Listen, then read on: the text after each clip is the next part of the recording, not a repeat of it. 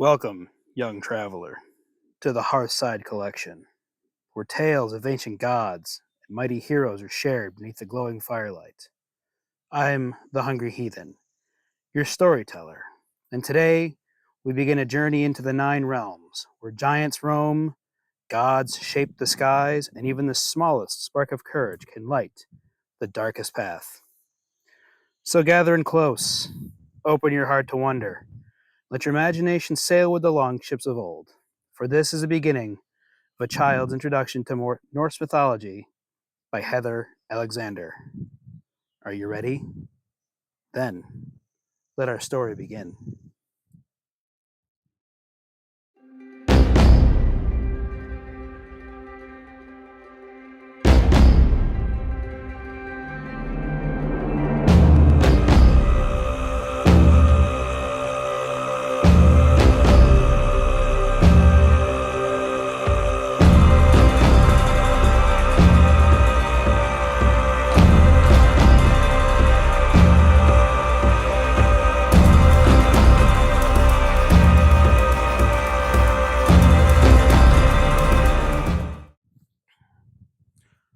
Welcome, everyone, to another story time here at the Hungry Heathen.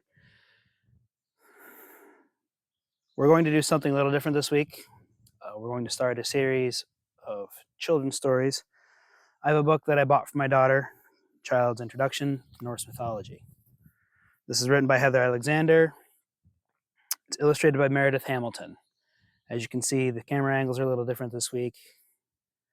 We're going to do our best to show as much of this as we can. So, let's get started. A quick note to parents and any educators that feel that you want to use this video.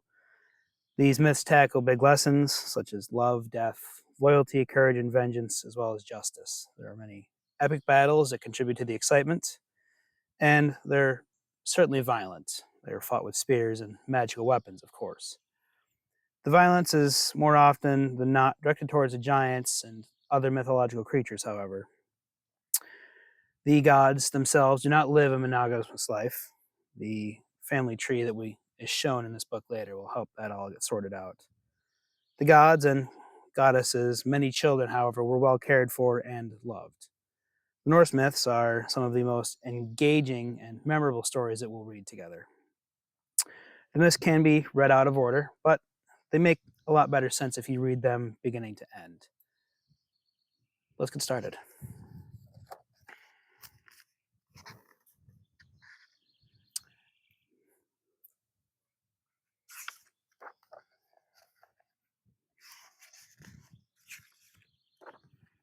Part 1. Who is who and what is what?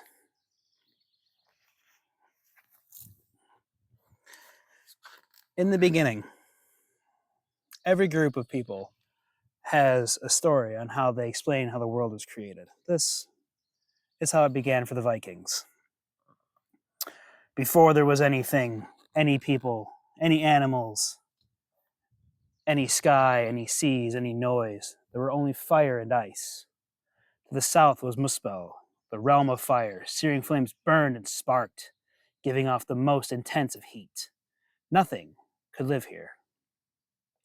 To the north was Niflheim, the realm of ice. Icicles and frost often covered the land, holding in the gray mist and kept it in a deep freeze. Nothing could live here either. In between lay a great empty space called Ginnungagap. 11 poisonous rivers of ice snaked through Niflheim and reached across Ginnungagap. As they neared the heat of Muspel, the ice began to melt. Water dripped, and the drips formed a mere. The first frost giant, and Adumla, a huge cow without horns. The giant and the cow were both bigger than you'd ever dare to imagine. Ymir slept. As he slept, he sweated. His children were born from his sweat. A male and female giant came from under his left arm. A 6-headed giant came from his legs, and from these 3 nasty, ugly giants, other giants were born. Meanwhile, Adumla licked a salty block of ice. On the first day, a man's hair emerged from the ice. On the second, his head came out. On the third, his full body appeared. His name was Buri. Unlike Ymir's children, he was tall, handsome, and good.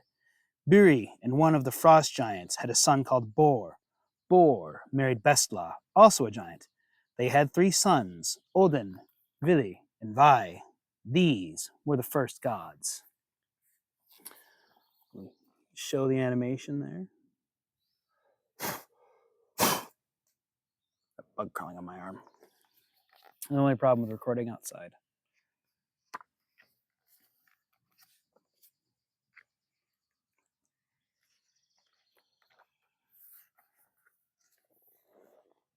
The 3 brothers grew up in the emptiness of Ginnungagap.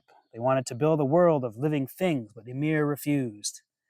And his children were wicked and violent, and the brothers all hated them. Odin knew Ymir must die in order for the world to begin.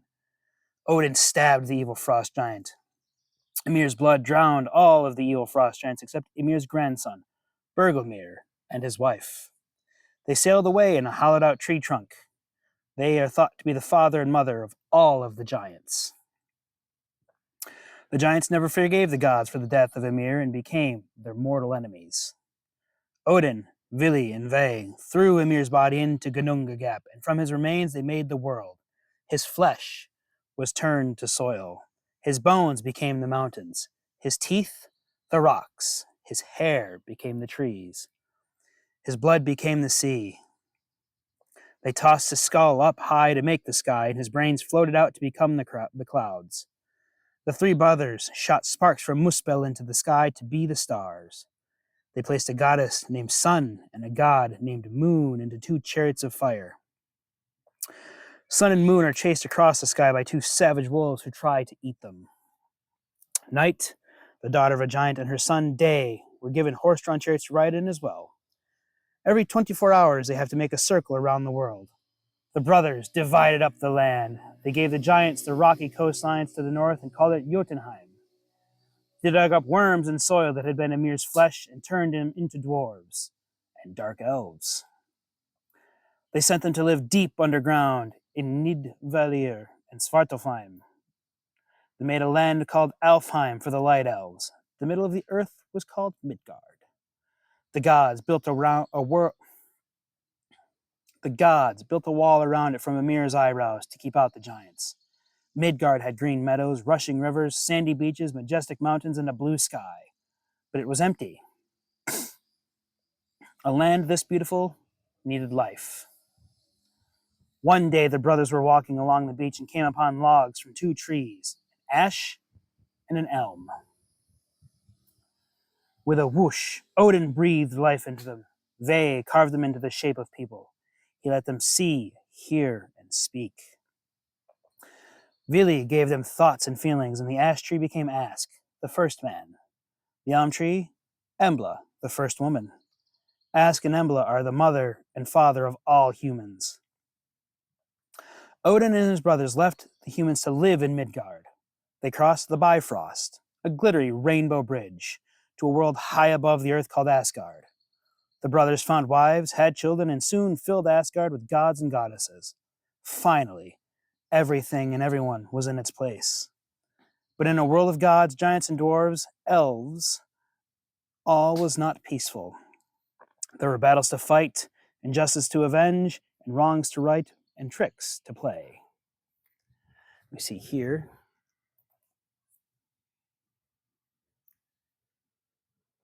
trying to the angle of this backwards.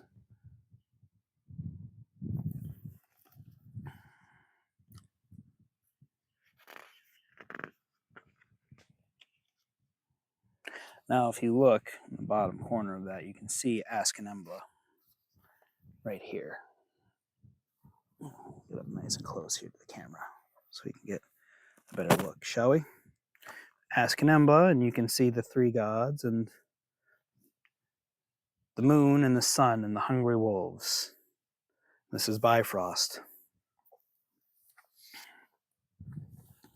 In the bottom there are the dwarves and the elves.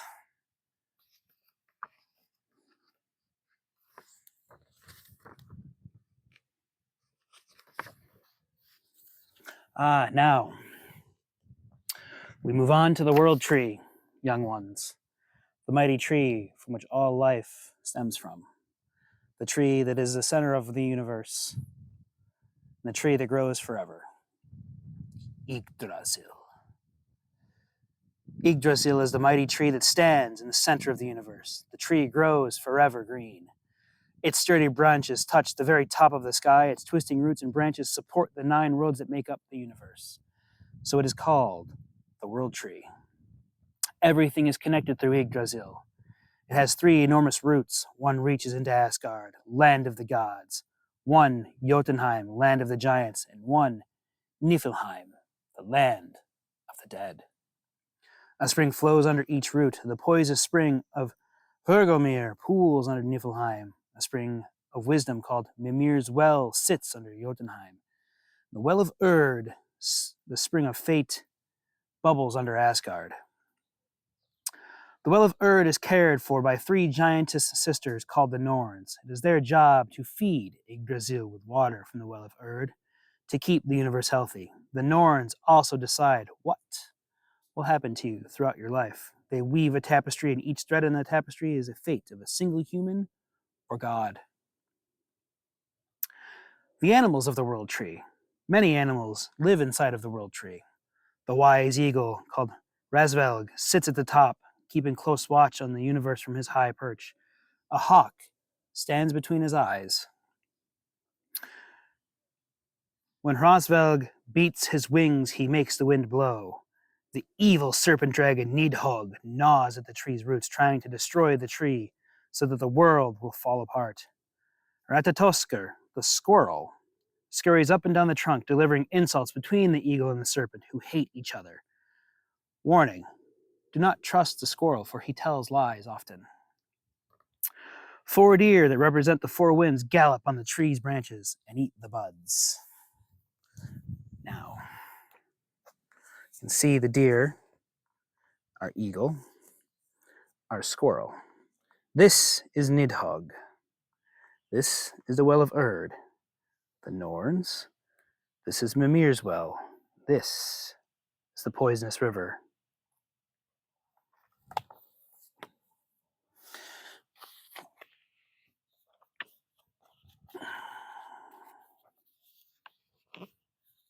Moving on to the 9 worlds.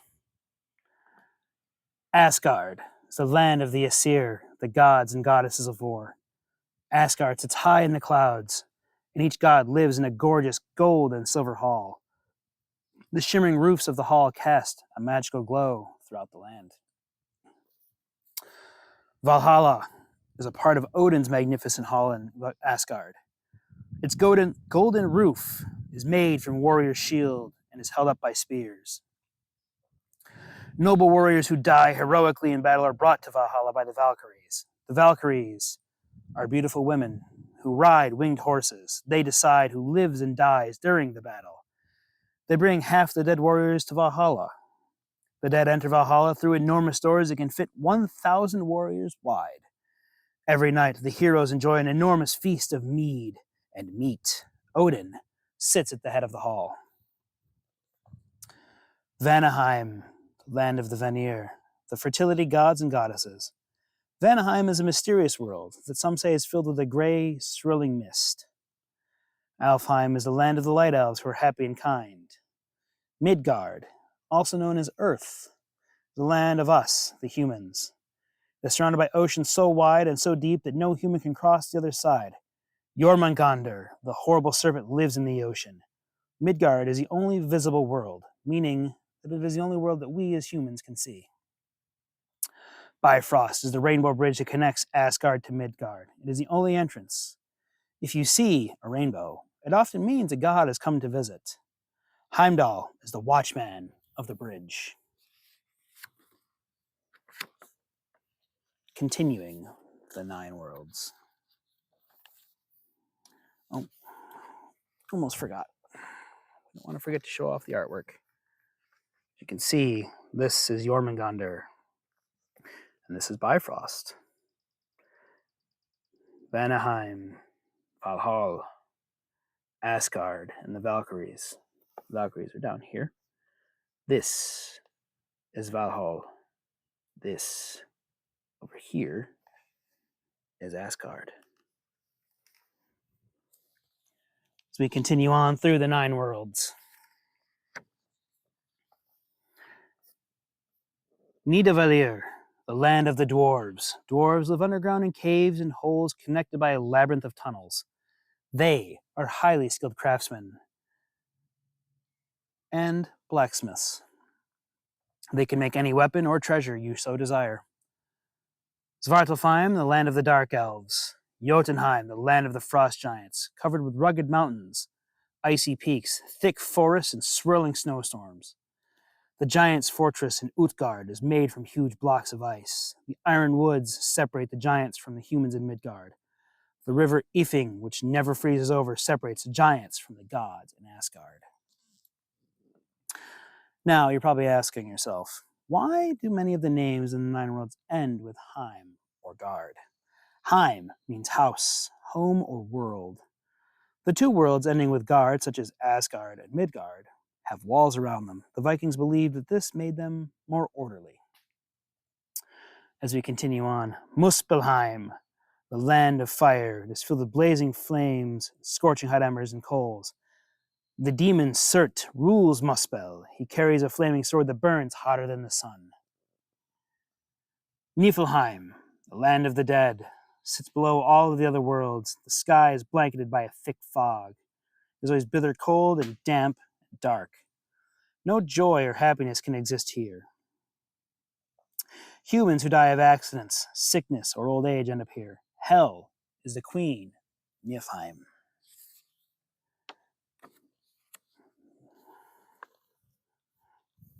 You can see this is Utgard. This is Muspelheim, and this is Niflheim. Now, my dear young readers, the land of the dead is not a place to fear. It was often believed at a time back then that in order to go to Valhalla, you had to die in battle. But as we move further through our journey, we'll move into some sagas that are a tad bit more adult-oriented. I will try to find the children versions of them, but you're going to find that the land of the dead is not as scary of a place as it's made out to be originally. But I believe now, so what do we have next? Yes. I believe this is a good time to stop before we get into the gods and goddesses, because that is where we're headed next. So, my young readers, this ends our week of reading. So far, you've learned about the 9 worlds, and you've learned how things came to be, and how the land came to be. And so, the tale comes to a close, but the fire still glows bright, its embers holding stories yet to be told beneath starlit night. Thank you for sitting me with my hearth, dear friends. May your dreams be bold, your hearts kind, and your wonder never end. Until next time, may the gods smile upon you, and may your path always lead you back to the warmth of the hearth.